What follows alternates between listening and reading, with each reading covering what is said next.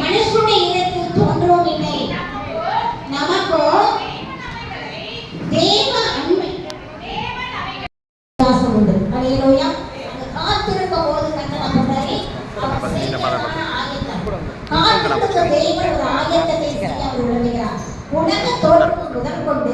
ஒருவரும் கேட்டதில்லை, செவியில் உணர்வும் இல்லை, அவைகளை கண்டதில்லை. எங்கே பார்க்கும்போது அங்கே காற்றோடு தேவன் செய்கிற அதிசயம் கேட்டதில்லை, செவியில் உணர்வதில்லை, கண்டதில்லை. தேவனிடத்தில் அன்பு பொருளுக்கு தேவனிடத்தில் அன்பு சகலமும் நன்மை ஏதுவாக நடக்கும் என்று வாசிக்கிறோம். அன்பு இல்லாதவன் தேவனை அறியான். அன்பு சகலத்தில் தாக்கும், சகலத்தில் சரிக்கும். அன்பு இருக்கும் போது என்ன பண்ணுது? பொறாமை கொள்ளாது. எந்தவிதமான தீங்கான குணங்கள் அன்புக்கு காணப்படாது. அதன் ஆண்டவர் சொல்கிறார், எழுதியிருக்கிறபடி தேவன் தம்மில் அன்பு பொருளுக்கு ஆயிரம் பண்ணினவரை காணவும் இல்லை. அல்லேலூயா. அவர் ஆயத்தப்படுத்ததை நம்ம கண்கள் காணவில்லை, காது கேட்கவில்லை, அவைகள் மனுஷனுடைய இருதயத்தில் தோன்றவும் இல்லை. அல்லேலூயா. நமக்கோ தேவ அன்பை தமது ஆவியினாலே ஊற்றப்பட்டிருக்கிறார். தேவன் நமக்கு அவருடைய அன்பை விலக பண்ணினார். தேவனுக்கு காத்திருக்கும் போது அவர் செய்கிற அதிசயத்தை நாம் காணவும் இல்லை, கேட்கவும் இல்லை. அப்படின்னு நம்ம கேட்ட தேவன் ஒரு காரியத்தை ஆயத்தப்படுத்தி வைத்திருக்கிறார். அல்லேலூயா. தேவனுடைய சமூகத்தில் எத்தனையோ ஆண்டு காலமாக தேவ சமூகத்தில் கலந்து வருகிறோம். ரட்சிக்கப்பட்ட எத்தனையோ வருஷங்கள் உண்டு, அபிஷேகம் பண்ணப்பட்ட எத்தனையோ நாட்கள் உண்டு, வருஷங்கள் உண்டு. ஆனால் வாழ்க்கையில் குறைவுகள் உண்டுதான். தேவன் உங்களுக்கும் எனக்கும் ஒரு காரியத்தை ஆயத்தப்படுத்தி வைக்கிறார். அவர் எதை ஆயத்தப்படுத்துகிறார்? ஆதியிலே ஆதாமை தேவன் என்ன பண்றாரு? தன்னுடைய அவனை உண்டாக்கினார். மண்ணினாலே ஆதாமை உண்டாக்கினார். அல்லேலூயா. ஆதாமை உண்டாக்கின பிறகு அவனுக்கு ஒரு மனைவியை அவர் ஆயத்தப்படுத்தினார். அல்லேலூயா. மனிதன் தனிமையா இருப்பது நல்லதல்ல சொல்லி தேவன் ஒரு மகளை, ஒரு மனைவியை, தேவன் ஸ்திரீயை அங்கே ஆயத்தப்படுத்தினார். அல்லேலூயா. நாடுகளுக்கு அவர் ஆயத்தப்படுத்தி எல்லாவற்றையும் ஆண்டு கொண்டபடியாக கர்த்தர் அவருக்கு எல்லாவற்றையும் வைத்தார். அவர் வைக்கும் போது அவருடைய வாழ்க்கையை கர்த்தருடைய வார்த்தையை கீழ்ப்படியாமல் போகும்போது அவர் என்ன பண்றாரு? தோட்டத்தை வெளியேற்றினார். ஸ்திரீயின் வித்திலிருந்து கர்த்தர் என்ன பண்றாரு? ஒரு மனிதனை உண்டாக்கினார். அல்லேலூயா. அவன் என்ன பண்ணுவான்? அவன் புதிகாலை நசுக்குவான். பாவன பண்ணுவான், தன் புதிகாலை நசுக்குவான். நம்ம ஆறு வாசிக்கிறோம். தேவன் நமக்கு என்று ஆயத்தப்படுத்துகிறார். நமக்கு எல்லாவற்றையும் கர்த்தர் ஆயத்தப்படுத்தினார். நாம் ஒரு தேவை உண்டு, எனக்கு சாப்பிடுறதுக்கு ஒன்றுமில்லை அப்படின்னு நினைத்திருக்கும் போது யார் மூலமாய் கர்த்தர் பண்றாரு? அது போட்டு நமக்கு ஆயத்தப்படுத்துவார். தேவனா நாம் பிறந்திருக்கிறோம், கர்த்தரை அறிந்திருக்கிறார். அவர் நம்ம அறிந்திருக்கிறபடியா இந்த தேவையில் அவர் அறிந்தவராய் காணப்பட்டார். அவர் எண்ணி முடியாத அதிசயங்களை செய்கிற தேவன், நினைக்க முடியாத காரியத்தை அவர் செய்து நம்மை நடத்துகிற தேவனாய் காணப்படுகிறார். அவர் வசனம் சொல்கிறது, தேவனுக்கு எல்லாவற்றையும் ஆயத்தமாய் வைத்திருக்கிறார். அவர் உன்னை விசாரிக்கிறபடியா உங்கள் கவலை எல்லாம் அவர் கேட்கிறார். அவர் உங்களை விசாரிக்கிறார். அவர் உங்களை விசாரிக்கும் போது உன்னுடைய கவலை என்ன, உன்னுடைய பாரம் என்ன, அதற்காக கர்த்தர் உனக்கு ஆயத்தப்படுத்தினார். உனக்கு பணம் தேவையா? தேவன் ஆயத்தப்படுத்துவார். பொருள் தேவையா? தேவன் ஆயத்தப்படுத்துவார். உண்மையாய் எனக்கு முதல் 2 வசனம் வாசிக்கல, ஏசியா 64 அவரை தேடும், அவருக்கு காத்திருக்கும் போது அவர் செய்கிற அதிசயம் காணவும் முடியாது, கேட்கவும் முடியாது, உணர முடியாது. தேவன் தமது அன்பு கொடுத்து அவர் செய்கிற காரியங்கள் நம்மால் உணர முடியாத ஆயுதத்தை கர்த்தர் வைத்திருக்கிறார். அல்லேலூயா. இந்த ஆண்டவர் நமக்கென்று ஒரு ஆட்டுக்குட்டியை ஆயத்தப்படுத்தினார். நமக்கென்று ஆட்டுக்குட்டி ஜீவ வழியாக ஒப்பு கொடுக்கபடியாக நம்ம எல்லாருக்கும் ஏசியா பார்க்கிறோம். ஆட்டுக்குட்டி யாரு? தேவனாகிய கிறிஸ்து.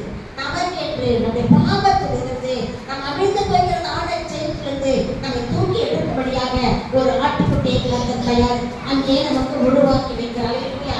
அவர் எல்லாத்தையும் பார்க்கும்போது, ஆதியத்தை பார்க்கும்போது அவர் நம்மை பார்த்ததை சொல்றாரு. அவர் நீண்ட நாட்களாக அவர் காத்திருந்தார். அவர் எதற்காக காத்திருந்தார்? நீண்ட நாட்களாக தேவனால் அழைக்கப்பட்டவன். அவர் இடத்தில் இருக்கும்போது கர்த்தர் அழைத்து இந்த தேசத்தில் போயிட்டு சொல்லும்போது தன் தகப்பன் விட்டு எல்லாவற்றை விட்டு கர்த்தர் காண்பித்த தேசத்துக்கு வரும்போது கர்த்தரை ஆசீர்வதிக்கிறார். ஆனால் கர்த்தர் பார்த்து நான் உன்னை ஆசீர்வதிக்கவே ஆசீர்வதிப்பேன் சொல்லி பல வார்த்தை சொல்லும்போது அவர் சொல்கிறார், நான் பிள்ளை இல்லாதவன். அல்லேலூயா. ஆண்டவர் அவனோடு பேசுகிறார். வானத்தின் நட்சத்திரத்தை போலவும் கடற்கரை மணலை போலும் பெருக செய்ய சொன்னார். அதே கடற்கரை வாசிக்கிறோம். வாக்கு கடங்காத வாக்குத்தத்தங்களோடு காணப்படும்படியாய் அதை காத்திருக்கபடியாக அங்கே ஆபிரகாம் காத்திருந்தான். வாக்கு தத்தத்திற்காக அவன் காத்திருந்தான். இந்த நாளில் கூட நமக்கு எத்தனையோ தீர்க்கதரிசிகள் நமக்கு வெளிப்படுத்துகிறது. மேசியா ஒருத்தர் வருவார், மேசியா வருவார், ஒரு ஆட்டுக்குட்டியாக இருப்பார் என்று சொல்லி மேசியா கிறிஸ்து நமக்காக பாடுபடுவார், நமக்காக மரிப்பார், நமக்காக உயிரோடு சொல்லி நேர திஷ்டாந்தரங்கள் நமக்கு எழுதி வைக்கப்பட்டிருக்கிறது. அப்படி இருக்கும்போது நமக்கு தேவ ஆட்டுக்குட்டியாக கிறிஸ்து நமக்கு அவர் ஆயத்தப்படுத்தினார்.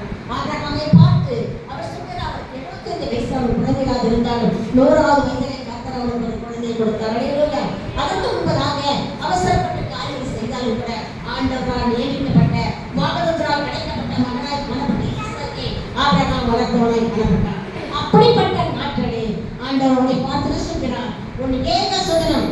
ஆதியாகமம் 22ஆம் அதிகாரம் 2ஆம் வசனம்.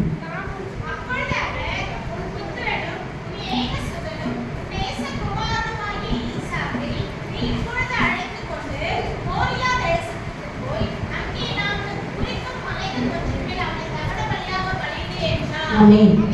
உன் ஏக சுதனம். மீண்டும் வாசிக்கலாம். உன் புத்திரனும் உன் ஏக சுதனம் உன் நேசகுமாரனாகிய உன் புத்திரனும் உன் ஏக சுதனம் உன் நேசகுமாரனாகிய ஈசாக்கை நீ எனக்கு மோரியா மலையிலே பலி செலுத்து. அவன் எப்படி நினைத்திருக்கான்? அல்லேலூயா. இல்லாத நாட்களே கர்த்தர் ஒரு குழந்தையை கொடுத்து மீண்டும் அதை கெடுக்கும்போது அவருக்குள் பல வியாபங்கள் ஏற்பட்டிருக்கலாம், அவருக்குள் பல விதமான துன்பங்கள் ஏற்பட்டிருக்கலாம், அவருக்குள் பல விதமான கலக்கங்கள் ஏற்பட்டிருக்கலாம். இந்த நாளிலும் கூட நம்முடைய வாழ்க்கையில் கூட கர்த்தர் ஒரு ஆசீர்வாதத்தை கொடுத்து அதை மீண்டும் எடுத்திருக்கும் போது நாம் எப்படிப்பட்ட கலக்கங்கள் உண்டாகும்? அல்லேலூயா. எப்படிப்பட்ட வேதனைகள் உண்டாகும்? அல்லேலூயா. ஒரு சாட்சி சொல்லுவோம். 3 பெண்கள் தான் 4வது குழந்தைக்காக நம்ம ரொம்ப நாள் காத்திருந்தோம். அல்லேலூயா. காத்திருந்து ஒரு ஆண் குழந்தையை பிறந்தது. ஆண் குழந்தை பிறந்தது என்ன பண்ணது? அப்படியே மறித்து போய்விட்டது. எப்படிப்பட்ட கலக்கம்! அல்லேலூயா. சற்று யோசித்து பாருங்க. எந்த ஒரு ஆபரேஷன் பண்ணாலும் 4வது ஆண் பிள்ளையை வேண்டும் என்று சொல்லி காத்திருந்து இந்த ஆண் பிள்ளையை பெற்றுட்டா அது உடனே அது மறித்து போயிடும். அப்ப தேவ நோக்கம் என்ன? அல்லேலூயா. தேவ சித்தம் என்ன? ஆனா நானும் ஆண்டவருடைய சமூகத்துல அழுது கொண்டிருந்தேன். ஆண்டவரே, நான் மற்றவர்களுக்காக சாட்சி இருக்க வேண்டிய என்னுடைய வாழ்க்கையை இப்படிப்பட்ட சோதனை சொல்லி அலைங்கிற நேரத்தில் ஆண்டவருக்கு எத்தனை சாட்சி சொல்லியிருப்பேன். அல்லேலூயா. அப்படிப்பட்ட வாக்குத்தத்தத்தை கொடுத்து அவர் என்னை தேற்றினவராய் காணப்பட்டார். அவர் நேசகுமாரனாகிய அவருடைய சிரேஷ்ட புத்திரனை கர்த்தரால் பலி செலுத்தும்படி அழைக்கும் போது உலகத்திலே நாம் இருக்கும்போது கர்த்தரால் எல்லாம் செய்ய முடியும். அவர் கொடுத்ததை கர்த்தரால் பண்ணுவது நிறைவாகக்கூடிய ஆசீர்வாதங்கள் கொடுக்க. அல்லேலூயா. இந்த நாளில் கூட அப்படிப்பட்ட காரியத்திற்குள்ளாய் எந்த ஆபிரகாம் காத்திருந்தான். அவன் பலி செலுத்தும்படியாக அவன் கடந்து போகும்போது அவன் தன் கரங்களை கத்தி எடுத்து உயர்த்தப்பட்டது. ஆபிரகாமே என்று ஒரு சத்தம் கொடுத்தது. அல்லேலூயா. தேவ சத்தத்தை ஆபிரகாம் எத்தனை முறை கேட்டிருக்கிறார். அந்த தேவ சத்தத்தை ஈசாக் அப்பொழுதுதான் கேட்டான். அல்லேலூயா. இந்த நாளில் கூட தேவ சத்தத்தை நாம் கேட்க வேண்டும். தேவ சத்தத்தை எத்தனையோ முறை ஆபிரகாம் கேட்டாலும் ஈசாக்கு மரிப்பதற்காக பலி செலுத்துவதற்காக அந்த கரங்களை கட்டி கால்களை கட்டி அந்த மறுபடித்தலை அவனை படுக்க வைத்து கத்தியை ஓங்கும்போது ஆபிரகாமே சொல்கிற ஒரு பெரிய சத்தத்தை ஈசாக்கு கேட்டான். அல்லேலூயா. இந்த நாளில் கூட ஆண்டவருக்காக தன்னை ஒப்பு கொடுக்கும் போது கர்த்தர் ஒரு நாளும் உன்னை சோதனைக்கு உட்படுத்த மாட்டார். அவர் சோதனையிலிருந்து தப்பிக்கும்படியாக நமக்கு வழியை காட்டுகிறது. அவ்விதமாய் ஆபிரகாமை பார்த்து கர்த்தர் அந்த நாளிலே உன் கத்தியை கீழே எறிந்து சொன்னார். அவன் உடனே கத்தியை வைத்த போது அவன் அருகிலே பார்க்கும்போது ஒரு முன்புதிட்ட ஒரு ஆட்டை தேவன் ஆயத்தப்படுத்தினார். அல்லேலூயா. இந்த நாளிலும் உங்களுடைய வாழ்க்கையிலும் என்னுடைய வாழ்க்கையிலும் தேவன் ஒரு காரியத்தை ஆயத்தப்படுத்தியிருக்கிறார். எத்தனை விதமான கடமைகள், கஷ்டங்கள், துன்பத்தின் மத்தியில் காணப்படுவது அவர் ஆயத்தப்படுத்தினார். நமக்காக ஜீவ பலியாக, நமக்காக ஆட்டுக்குட்டியாக ரத்தம் சிந்தபடியாய் கர்த்தர் அந்த நாளிலே ஆபிரகாமை ஆட்டுக்குட்டியை கர்த்தர் வெளிப்படுத்தினார். அல்லேலூயா. இந்த நாளிலும் கூட நாம் ரட்சிக்கப்படியாக நம் தேவனுக்குள்ளாய் நாம் பழகி பெருகபடியாக அவருடைய ஆசீர்வாதத்தை சோதரிக்கப்படியாய் எத்தனையான படைக்கப்பட்ட காரியம் நமக்கு இருக்கிறது. இந்த நாளிலும் கூட அது எல்லாத்தையும் கர்த்தர் திறக்கபடியாக இந்த வாழ்க்கையை கர்த்தர் ஒளிவிடபடியாக ஜோதியாய் காணப்படும்படியாய் பிரகாசமாய் காணப்படும்படியாய் இந்த நாள் ஆட்டுக்குட்டியை நமக்காக அவர் ஆவியானவர் இயேசு கிறிஸ்து பிறந்து ஒரு ஆட்டுக்குட்டியாய் காணப்படும்படியாக முன்காலத்திலே ஆபிரகாமுக்கு கர்த்தர் வெளிப்படுத்தினார். அல்லேலூயா. தேவன் அப்படிப்பட்டதான தாசனுக்கு ஒரு ஆயத்தப்படுத்தின தேவன் உங்களுக்கு எனக்கு ஆயத்தப்படுத்த வல்லவர். எந்த தருவியலுக்காக காத்திருக்கிறாயோ, எந்த வாரத்திற்காக தேவ சமூகத்தில் ஜெபித்துக் கொண்டிருக்கிறாயோ, எந்த காரியத்திற்காக என் கண்ணை முடித்துக் கொண்டிருக்கிறாயோ அந்த காரியத்தை கர்த்தர் உங்களுக்கு கொடுக்க தேவன் ஆயத்தப்படுத்தினார். கண்ணீரா கர்த்தர் ஆயத்தப்படுத்தினார். நடக்க முடியாத தேவன் ஆயத்தப்படுத்தினார். ஆரோக்கியமாய் கர்த்தர் கடவுளை மாற்றி கடவுளை கர்த்தர் செய்ய வல்லவர். அல்லேலூயா. இந்த நாளில் நம்முடைய வாழ்க்கையில் கூட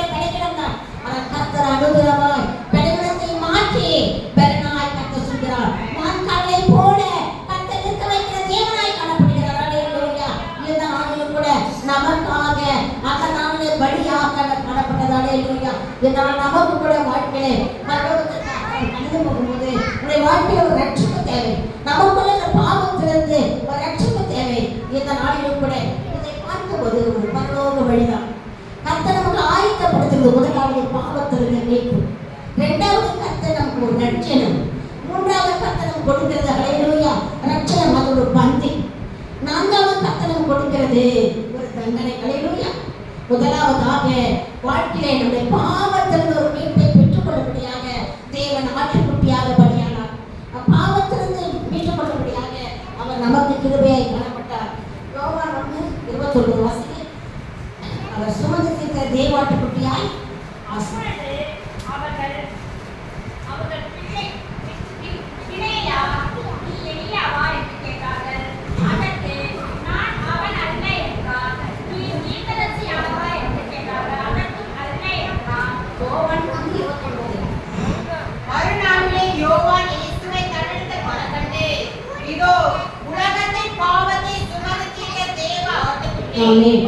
உலகத்தை சுமந்து தீர்க்கிற தேவாட்டுக்குட்டி, பாவத்தை சுமந்து தீர்க்கிற தேவாட்டுக்குட்டி.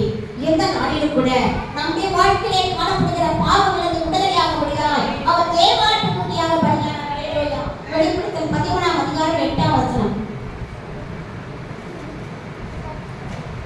உலக தோற்றம் முதல் அடிக்கப்பட்ட ஆட்டுக்குட்டியினுடைய ஜீவ புத்தகத்தில் எழுதப்பட்டிராத பூமியின் குடிகள் யாவரும் அதை வணங்குவார்கள்.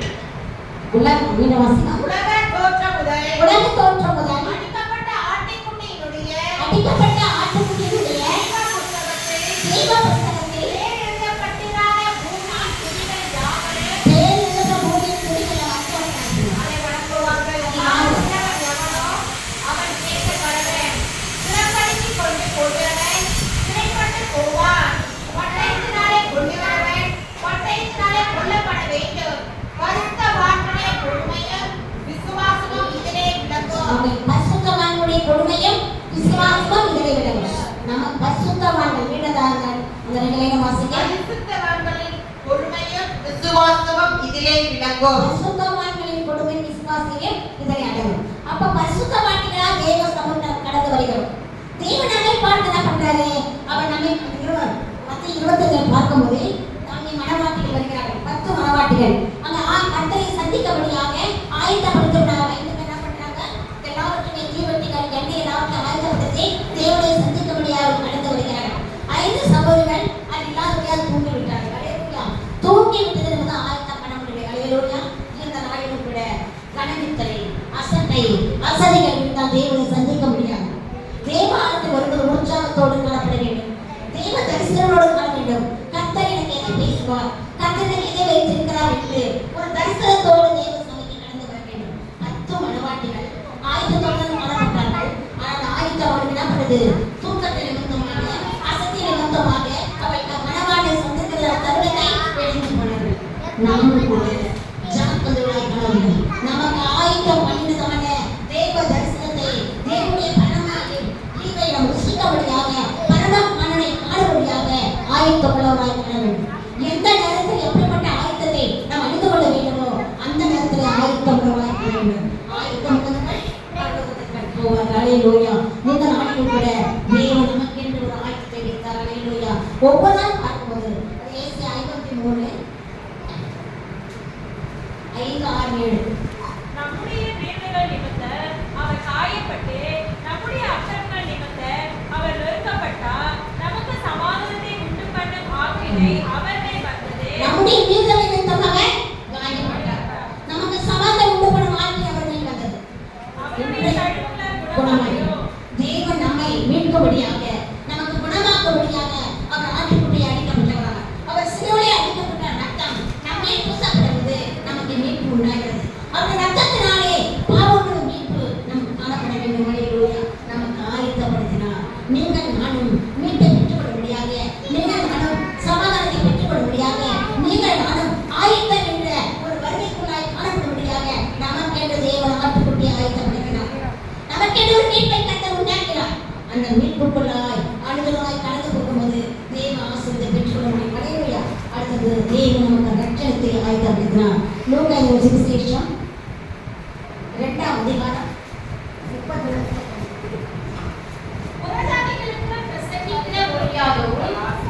புறஜாதிகளுக்கு பிரகாசிக்கிற ஒளியாகவும் உம்முடைய ஜனமாகிய இஸ்ரவேலுக்கு மகிமையாகவும் தேவரின் சகல ஜனங்களுக்கு முன்பாக ஆயத்தம் பண்ணின உம்முடைய ரட்சிதத்தை என் கண்கள் கண்டது என்றான்.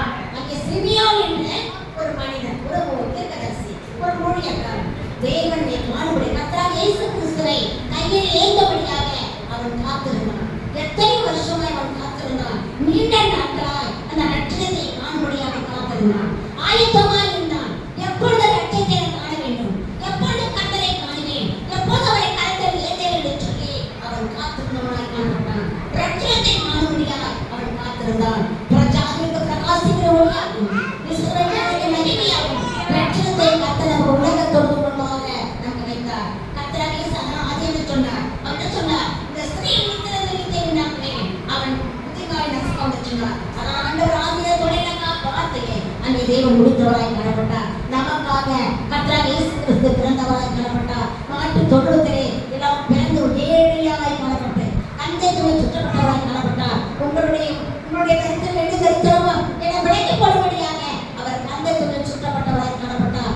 ஏழையின் போலவராய் காணப்பட்டார். இப்போது நம்முடைய வாழ்க்கையை நம்ம எப்படியாக இருக்கிறோம்? உயர்ந்தவராய் இருக்கிறோம். தேவன் அப்படியே வைக்கவில்லை. உயர்ந்ததான ஒரு ஸ்தானத்திலே கொண்டு வந்து அவன் நிறுத்துகிற தேவனாய் இருக்கிறார். நீ ரட்சிதத்தை காணும்படியாக அவன் நினைத்திருக்கான். ஆண்டவரே இதை காணணும்னா சரியா நடத்துறான், செத்து போயிடுவேன், நான் வளர்த்து போயிடுவேன் அப்படி நினைத்திருக்கான். இல்ல, திடமா நான் காணுவேன் என்று சொல்லி ஒரு தவண ஆயத்தத்தோடு ஒரு வாஞ்சையோடு விருப்பத்தோடு அவன் காத்திருந்தான். அந்த ரட்சிதத்தை களத்தில் ஏந்தானே இல்லையா? அதை ஏற்றி கொண்டு சொன்ன வார்த்தையை நான் செய்யணும்.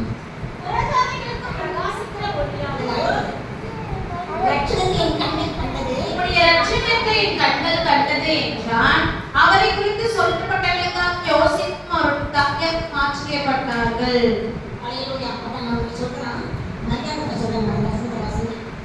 இன்னும் சிமியோன் அவர்களை ஆசீர்வதித்து தானியாகிய மரியாதை நோக்கி, இதோ அநேகருடைய இருதய சிந்தனைகள் வெளிப்படத்தக்கதாக இஸ்ரவேலில் அநேகர் விழுகிறதற்கும் எதிர்த்ததற்கும் விரோதமாக பேசப்படும் அடையாளமாவதற்கும் இவர் வைக்கப்பட்டிருக்கிறார். அல்லேலூயா.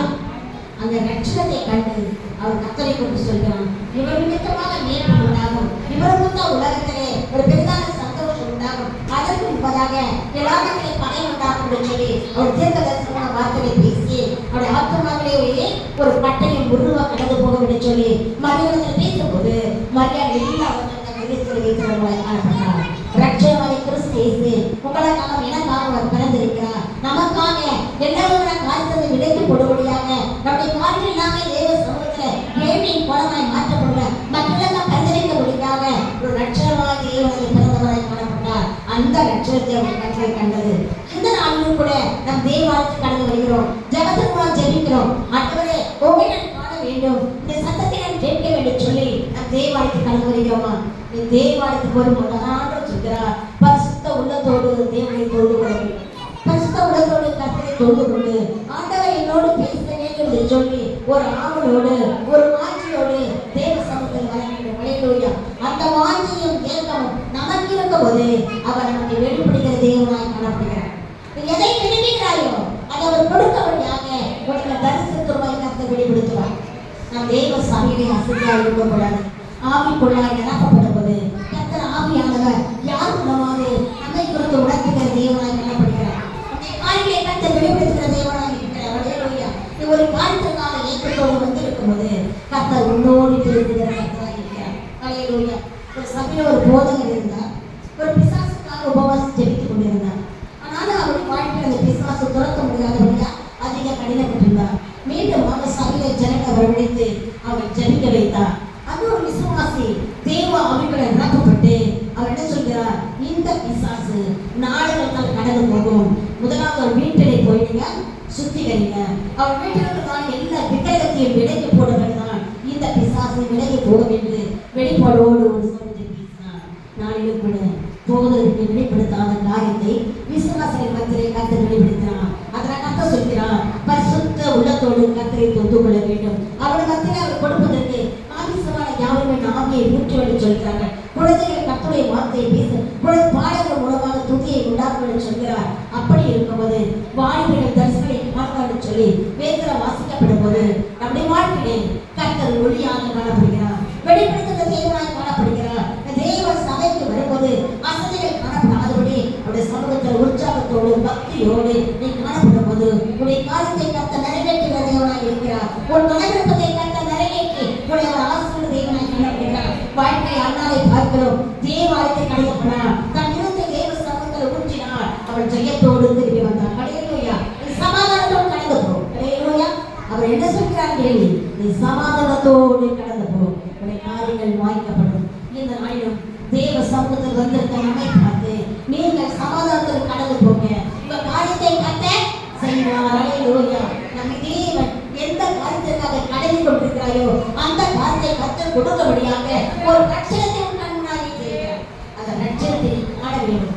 காணபடியாக கண்கள் என்ன பண்றோம், தெளிவாக்கப்பட வேண்டும். மறைவான காரியங்களுக்கு எல்லாவற்றையும் விலக்கி போட்டு தேவனுடைய காரியத்தை மாத்திரமே திறக்கப்பட்டவாய் காண வேண்டும். ஹல்லேலூயா. நம்மை அவர் திறக்கிற தேவனாய் காணப்படுகிறார். எந்தெந்த காரியத்திலே திறக்க முடியாதபடியாய் கிடைக்க முடியாத காரணத்தை காரியத்தை கர்த்தர் திறக்க வல்லவராய் இருக்கிறார். ஹல்லேலூயா. அங்கே பார்த்து சிறுபனை பார்த்து பத்தாயிரம் சொல்லும் போது சிறுபனை எழுதினு கர்த்தர் அந்த வல்லவரை அவர் எழுப்பின தேவனாய் காணப்பட்டார். இந்த நம்முடைய வாழ்க்கையில கூட எந்தெந்த காரியத்திலே ஜெயவினாக இருக்கிறோமோ அந்த காரியத்திலே கர்த்தர் ஜெயத்தை கொடுக்க முடியாத அவர் கிருபை உள்ள தேவனாய் காணப்படுகிறார். ஹல்லேலூயா.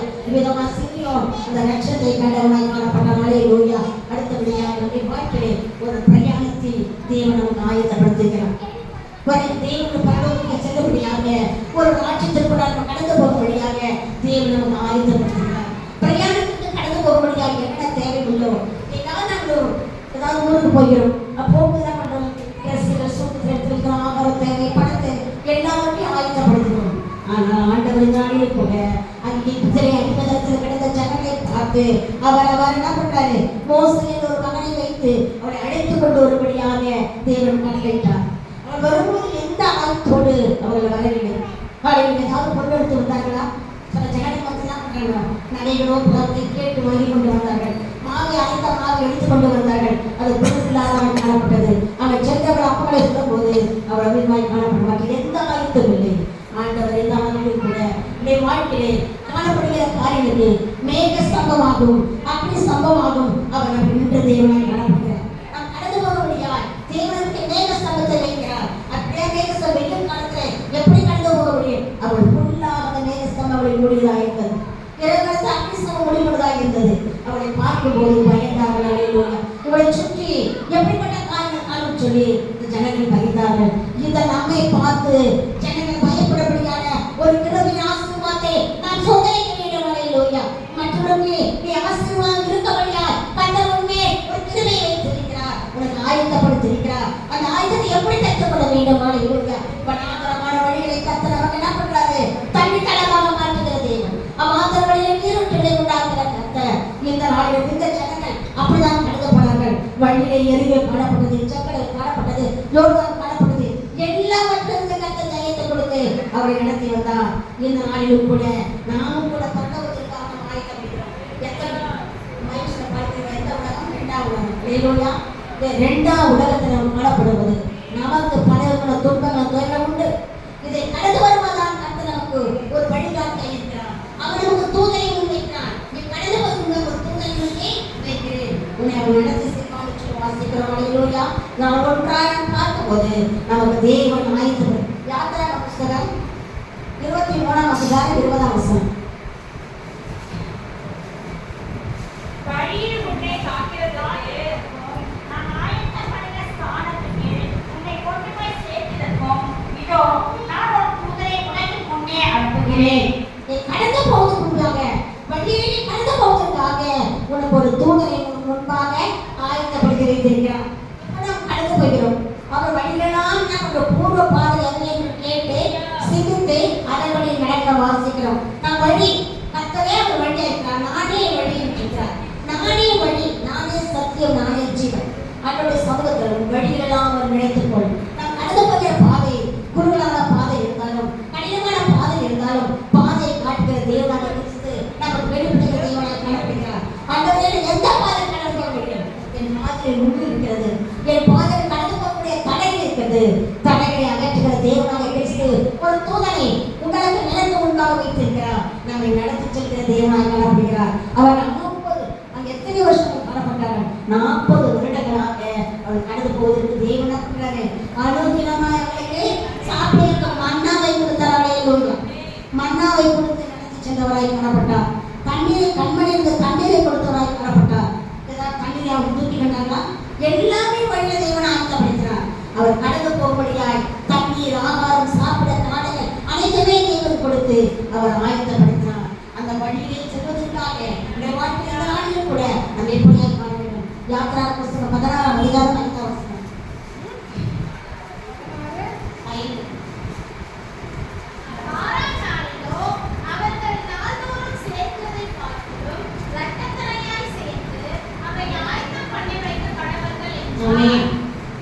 இதனாலும் தேவன் மன்னாவை கொடுத்தார்.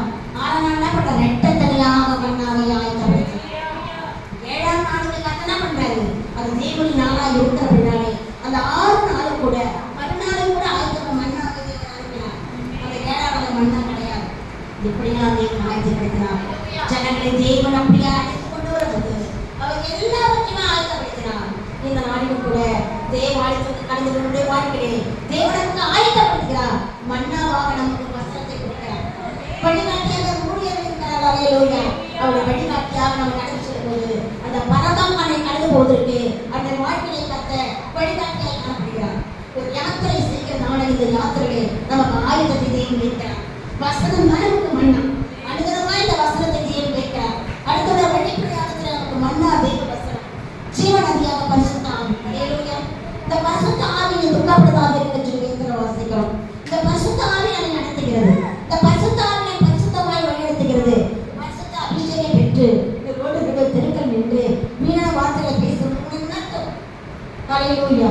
உணர்த்தும் நீதிமானை குட்டி உணர்த்தும் என்று சொல்லி வாசிக்கிறோம். இந்த நாளிலும் கூட ஆண்டவருடைய வழியிலே நடக்கும்போது இப்படி திரும்பாதபடி அவர் நமக்கு முன்னதாக அவர் கடந்து போகிற கர்த்தராக இருக்கிறார். அவர் பின்னாக கடந்து போகும்போது வாழ்க்கையிலே அவர் ஜீவ ஒளியாக அவர் கடப்படுகிறார். ஜீவ நதியாக நமக்கு ஆயத்தப்படுத்தினார். ஜீவ நதியாக அபிஷேகத்தை நமக்கு ஆயத்தப்படுத்தினார். அல்லேலூயா. அப்போஸ்தலர் புத்தகம் 2ஆம் பார்க்கும்போது அவர் பரிசுத்த கூட்டத்தை மத்தியிலே பரிசுத்த ஆவியாக அவர் கடந்து வந்த தேவனாய் காணப்பட்டார். நமக்கு ஆயத்தத்தை அவர் ஆயத்தப்படுத்தின கர்த்தராக காணப்பட்டார். இந்த நாளிலும் கூட அவர் எல்லாவற்றிலும் நமக்கு ரட்சிப்பை தேவன் ஆயத்தப்படுத்தினார். அவர் நடக்கக்கூடிய வழியை தேவன் ஆயத்தப்படுத்தினார். நாளிலும் சபைக்குள்ளே நாம் காணப்படுகிறோம். சபை ஊழியர்களை காணப்படுகிறோம். ஆயத்தம் நமக்கு தேவையாக இருக்கிறது. சபைக்கு வரும்போது ஒரு ஆயத்தம் தேவையாக இருக்கிறது. அதிகமாக நேரத்தோடு தேவ ஆராதனை கலந்து கொள்வது தேவன் நம்முடமான பெரிய ஆசீர்வாதத்தை கர்த்தர் வைத்திருக்கிறார். அநேகருக்காக நாம் ஜெபிக்கிறவர்களாக இருக்கும்போது அந்த முன்னோடியாய் உடைய சமூகத்தில் காணப்படும்போது அவர் நமக்கு வழிகாட்டியாய் காணப்படுகிறார். நீ கடந்து செல்வதற்கு ஒரு தூதரை உங்களுக்கு உண்டாக வேண்டும் சொல்கிறார்.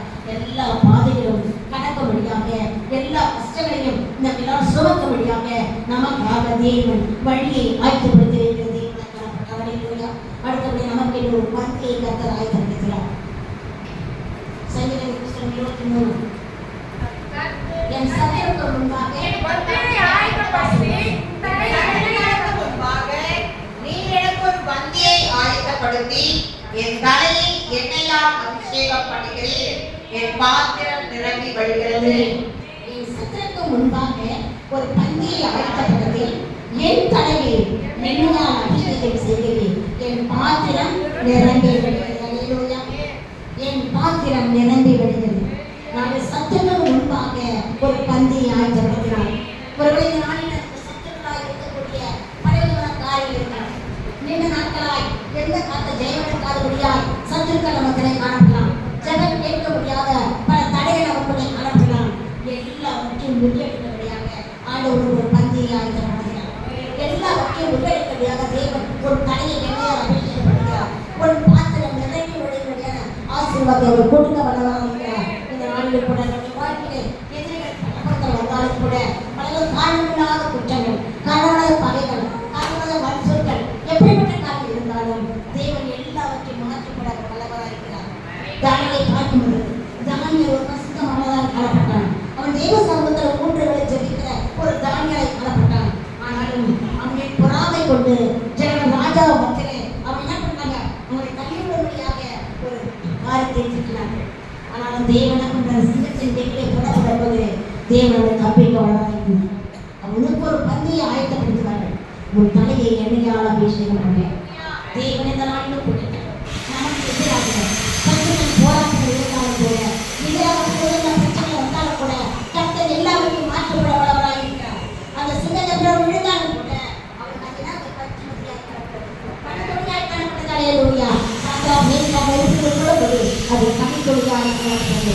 சிங்கத்தை எதிரே காணப்பட்ட சிங்கம் அதிகாரமாக காணப்பட்டார். இந்த நாளில் உங்களுக்கு எனக்கும் வெளிப்படுத்ததாக சகல முகத்தங்களை முடித்தபடியாக கர்த்தர் நம்மோடு இருந்து பெரிய காத்து செய்ய வல்லவராய் இருக்கிறார். அல்லேலூயா. அவர் நமக்கு ஒரு பந்தி ஆயத்தப்படுகிறார். இந்த பந்தியை கர்த்தர் பந்தி ஆயத்தப்படுகிறார். எனக்கு ஒரு பந்தி ஆயத்தம் அப்படின்னு சொல்லி ஒரு இடத்துல சொல்கிறார். அல்லேலூயா. அவர் ஆயத்தப்படுத்துவது தேவனாய் இருக்கிறார். மத்திய சுவிசேஷம் 14ஆம் அதிகாரம் 19ஆம் வசனம்.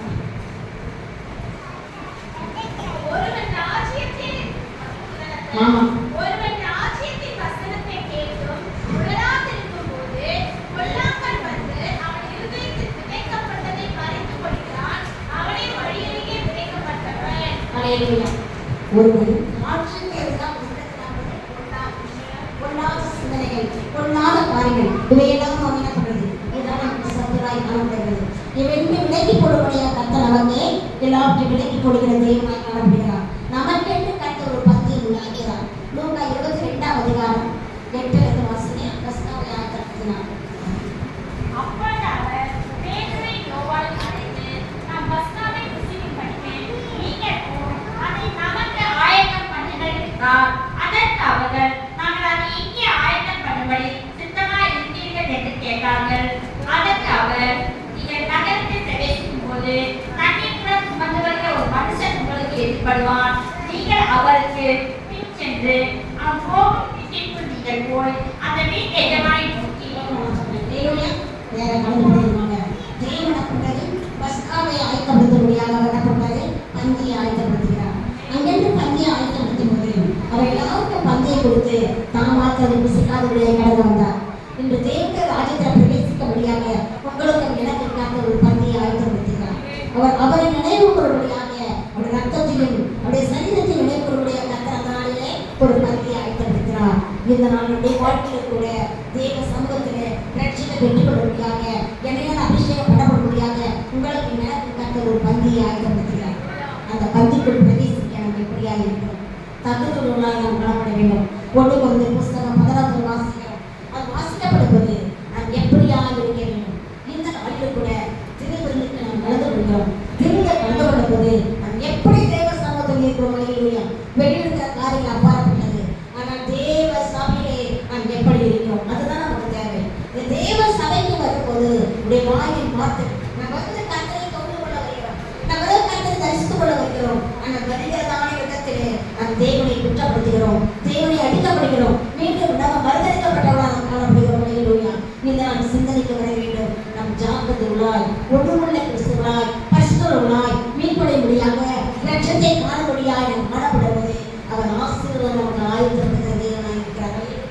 ஒவ்வொன்றாய் பார்க்கும்போது இந்த வாழ்க்கையிலே தேவ பெரிதமான அவசியம். ஒரு வழி நமக்கு எதிராய் ஒரு வழியாய் வந்து 7 வழியாய் கடந்து போவான். அல்லேலூயா. நமக்கு எதிராக இருக்கிற எல்லா காரியம் வாய்க்காதை போதும் வாசிக்கிறோம். நான் கூட என்னாக 23ஆம் அதிகாரம் 23ஆம் வசனம் வாசிக்கிறோம். யாக்கோபுக்கு விரோதமான மந்திரவாதம் இல்லை, இஸ்ரவேலுக்கு விரோதமான குறி சொல்லுதலும் இல்லை. தேவன் என்னென்ன செய்தார் என்று கொஞ்ச காலத்திலே யாக்கோபும் இஸ்ரவேலையும் குறித்து ஆமென். சொல்லப்பட்டது. நமக்கு விரோதமாக எந்த காரியம் இருக்கிறது? யாக்கோபு விரோதமாக மாற்றப்படவில்லை. இஸ்ரவேல் விரோதமாக கூறி சொல்வது கிடையாது. நான் நினைக்கிறோம் யாராவது எங்க பக்கத்துல இருந்தா இந்த காரியம் கேட்டது. பலவிதமான சிந்தனை நம்ம வாழ்க்கையில ஏற்படுகிறது. தேவன் நமக்கு முன்பாக கடந்து வருகிறார். உனக்கு முன்பாக தூதனை அனுப்பிட்டு கற்று சொல்கிறார். உன்னை நடப்பதற்காக தூதனை கற்ற நமக்கு முன்பாக ஆயத்தப்படுத்துகிறார். அடுத்தபடியாக ஒரு தண்டனை ஆயத்தம். அல்லேலூயா. நாம் தேவனுடைய வாழ்க்கையில தேவ வசனத்தை கேட்காதபடியாய், தேவ ஆராதனைக்குள்ளாய் அசட்டியாய் இருக்கும்போது, தேவ சத்தத்தை கேட்காதபடியாய் இருக்கும்போது நமக்கு தண்டனை. அல்லேலூயா. உதாரணமாக யோனாவின் புத்தகம் வாசிக்கும்போது கர்த்தர் யோனாவோடு கர்த்தர் பேசுகிறார். கர்த்தர் சொல்றாரு,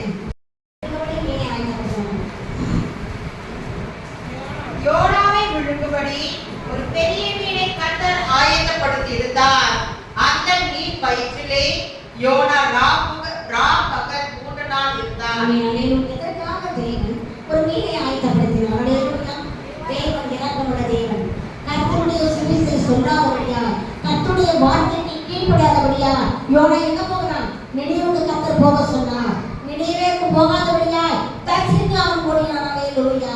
அவன் கப்பலிலே இருந்தாலும் கூட நமக்கு புயல் காற்று ஏற்படுகிறது, பயங்கரமான சேதம், யாரிடத்தமாக இந்த காரியம் வந்தது சொல்லி அலசி பார்க்கிறார்கள். அவன் மீன் சீட்டு விழுது. இந்த நாட்டின் தெய்வ பிள்ளைகளே, தெய்வ பிள்ளைகளுக்கு நம்பிக்கையாக இடர்பாடுகள் இருக்கிறதா? அல்லேலூயா. நம்ம வீட்டிற்கு, இந்த சபைக்கு, இந்த தெருக்களுக்கு நம்பிக்கையாக இடர்கள் ஏற்படாதபடியா கர்த்தர் சொன்னதான காரியத்திற்கு நீ கீழ்ப்படியும் போது ஒரு பெரிய காரியத்தை செய்கிற தேவனாக இருக்கிறாரே. கேள்விப்பட்டேன், சிலர் கிறிஸ்துவர்களாக இருக்கிறார்கள். அவர் கிறிஸ்துவர்களாக இருந்தாலும் கூட மீண்டுமாக இந்துக்களாய் போட்டு தலை கொட்டடித்து வந்தார்கள். ஆனால் சரியான கிடைக்கிறதுமாக காலப்படுகிறார். தேவன் எப்படி கண்டிக்கிறாரே முடியாமல் அவர் ஜெபிக்கணும். அதிலிருந்து அவர் விடுதலை பெற முடியாத இந்த நாட்கள் கூட நம்ம எச்சரிக்கையாக இருக்க வேண்டும். தேவ சமூகத்தில் இருக்கிறோம், பொருத்தலை செய்யணும். அதில் கூட நம்ம காணப்படுகிறோமா?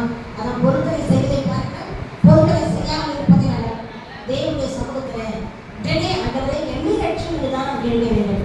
இந்த காரியம் கிடைக்கணும், இந்த காரியம் கிடைக்கணும் நம்ம சொல்லாதபடி அவருக்குள்ளாய் பரிசுத்த பக்தியோடு கடந்து போகும்போது அவர் நம்மை ஆசீர்வதிப்பார். அல்லேலூயா. நீ அந்த தினமாய் செய்ய வேண்டிய காரியம் வேதம் வாசிப்பு, அடுத்த செய்ய வேண்டிய ஜெபம், உற்சாகம் நம்ம காணப்பட வேண்டும். ஒரு கிறிஸ்தவன் என்றால் வேதம் வாசிக்காமல் இருக்க முடியாது. ஒரு கிறிஸ்தவன் என்றால் ஜெபிக்க முடியாது, இருக்க முடியாது. நீ தேவனுடைய வார்த்தைக்கு கீழ்ப்படிய வேண்டும். இல்லை சொன்னால் யோனாவுக்கு கர்த்தர் ஒரு மீனை ஆயத்தப்படுத்தினார். நம்மை விடுதலையாக சத்தம் எதிர்படுவான். நம்மை விடுதலையை கர்த்தர் மீனை ஆயத்தப்படுத்தினார். சாப்பிடக்கூடிய மீன் அவனை விடுகிறதாய் காணப்பட்டது. 3 நாள் மீனின் வென்ற யோனா மிகவும் கஷ்டப்பட்டான். அல்லேலூயா. நெருக்கப்பட்டான். வேத வார்த்தைக்கு நாம் கீழ்ப்படிய வேண்டும். வேத வசனத்தை கீழ்ப்படிய வேண்டும். கீழ்ப்படிந்து அதற்குள்ளாக நடக்க வேண்டும். பின் அந்த வசனம் சரித்திரம் தெரியும். மீண்டுமாக வரும்போது ஒரு ஆமணக்கு செடி அங்கே காணப்படுகிறது. அல்லேலூயா. அந்த ஆமணக்கு செடி காணப்படும் போது அவன் அதை கண்டு ஐயோ நிழலுக்குள்ளாய் இருக்கிறேன் என்று சொல்லி சந்தோஷப்பட்டான். கொஞ்ச நேரத்திலே ஆமணக்கு செடியை பூச்சி பண்ணது அறுத்து போட்டது. கீழ்காற்றினால் விட்டு மிகவும் கஷ்டப்பட்டான். நாளில் கூட ஒரு சின்ன சந்தோஷம். கர்த்தர் சொல்ல எத்தனை ஜனங்கள் அழுத்திருப்பார்கள். இவன் இந்த காரியத்தை சொன்னால் ஜனங்கள் அழுத்திருப்பார்கள். அவர் சொன்ன உடனே எல்லாரும் உபவாசத்தோடு மிருகங்களோடு ராஜாவோடு உபவாசித்து தேவ சந்தன் மண்டாடினார். கர்த்தர் அந்த வாதியை விடைக்கப்பட்டவராய் காணப்பட்டார். இந்த நாளில் கூட நம்முடைய வாழ்க்கையிலே தேவன் கர்த்தருடைய வார்த்தைக்கு கீழ்ப்படியாமல் போகணும்னு சொன்னார், கர்த்தருடைய வசனத்தை நெடுங்காமல் போகணும்னு சொன்னார், தண்டனை நமக்கு. அல்லேலூயா. இதனால் அதற்குள்ளாக காணப்படாது. தேவன் நமக்கு மீண்டும் வாசிக்க முதல் வாசகம் உடன்படிக்கை புத்தகம்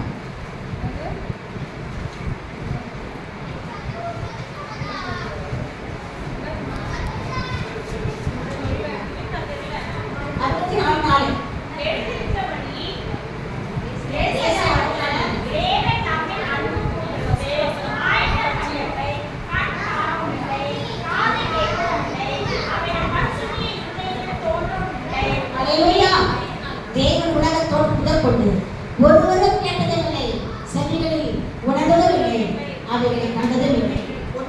வாசிக்கப்பட்டது எழுதியிருக்கக்கூடிய தேவன் தங்கள் அன்புகளுக்கு ஆயுத பணிகளை அவள் கண் காணவும் இல்லை, காது கேட்கவும் இல்லை, அவைகள் மன்னிப்புகிறது. தேவன் நமக்கு ஆயுதப்படுத்தினார். முதல் ஆயுதத்தை தேவன் ஆயுதப்படுத்தினார். முதல் ஆயுதம் சொல்லுங்க, தேவனை ஆயுதப்படுத்தினார்.